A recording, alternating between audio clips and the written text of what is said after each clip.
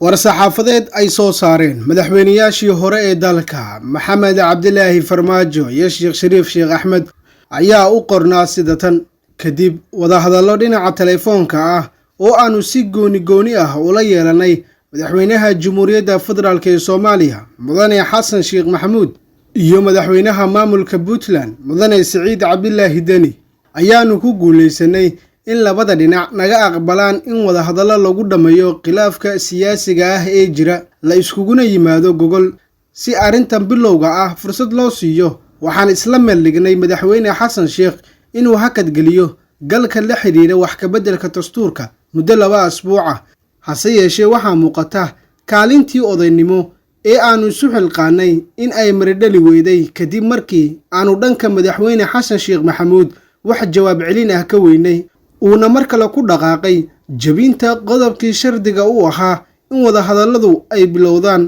dalkeennu wuxuu haatan taagan yahay isgoys adag oo ay khatar ku jirto midnimadii dhuleed iyo madax bannaanidii Soomaaliya. wadada kaliya ee looga gudbi karana uu yahay in lagu wajaho wadatashi, isqancin iyo isu tanaasul. waxaa inoo muuqata in madaxweynaha uu ka leexday wixii lagu ballamay, taasi oo keeni karta in uu dalku galo xaalad kala qaybsanaan iyo khilaaf hor leh.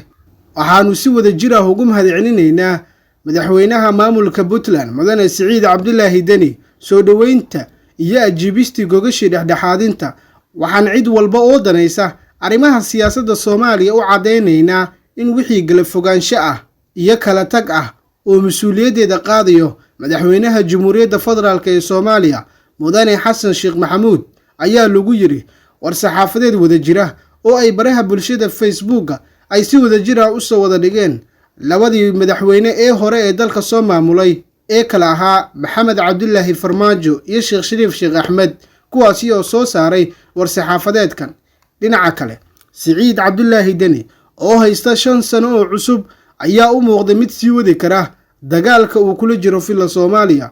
madaxweyne Xasan Sheekh oo isaguna haysta 2 sano oo muddo xileedkiisa ka dhiman ayaa u muuqda mid sameynaya qad iska tuurnimo, iyada oo ay dadka falanqeeya siyaasadda Soomaaliya ugu baaqayaan inuu ka tanaasulo dagaalka uu kula jiro Puntland. Deni iyo Xasan Sheekh ayaa si weyn u kala fogaaday markii uu madaxweyne Xasan ku guuleystay kursiga madaxweynenimada dalka, kaasi oo si weyn uga qayb qaatay madaxweyne